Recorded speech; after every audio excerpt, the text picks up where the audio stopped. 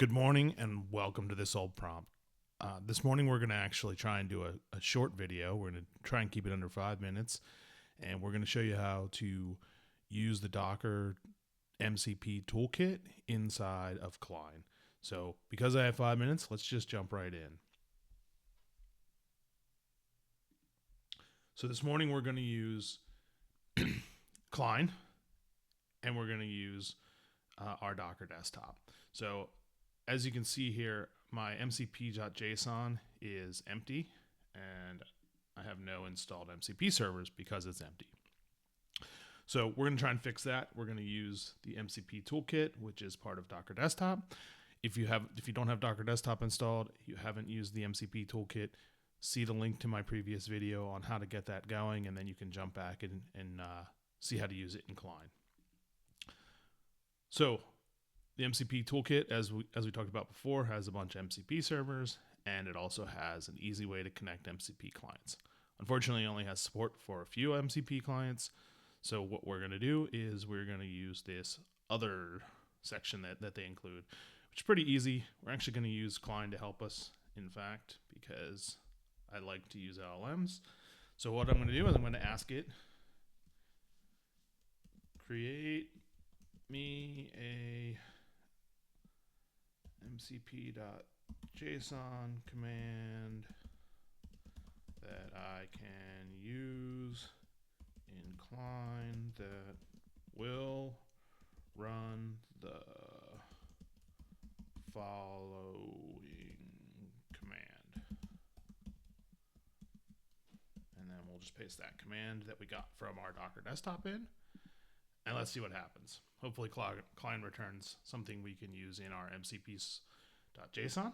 Came back pretty quick.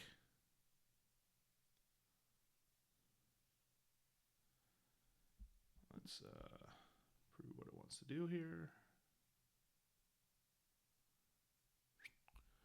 And cool thing is it created it for us. We're going to go ahead and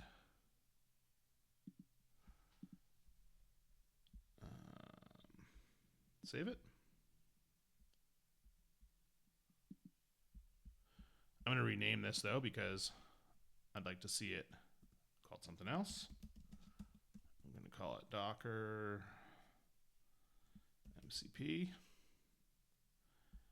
and we will save that.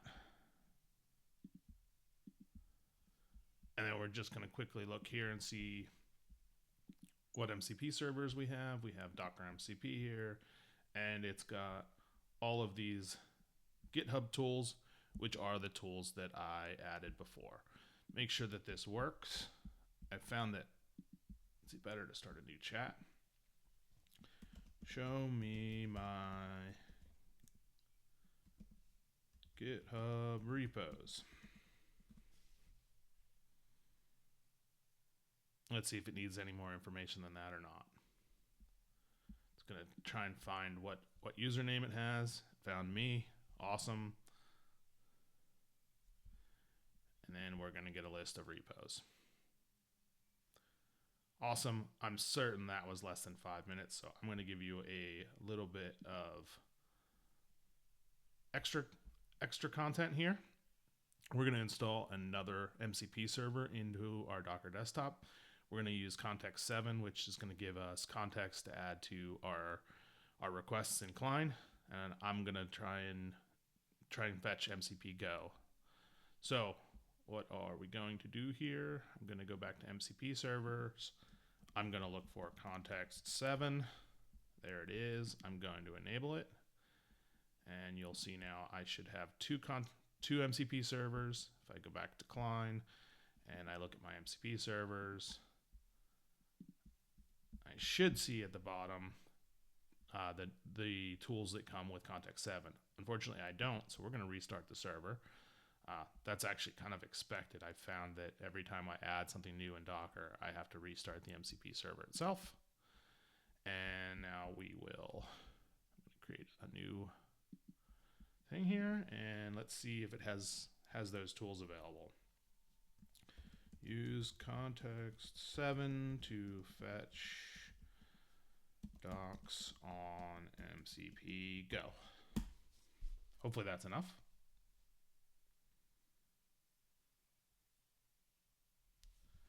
And it has this resolve library ID, which it's going to go ahead and look up MCP Go. And the next thing it's going to do is ask me to approve going and getting the actual docs.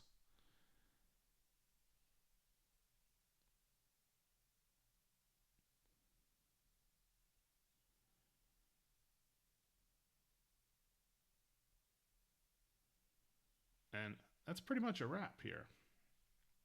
So I think I kept it under 5 minutes. Certainly I kept it close, if not under.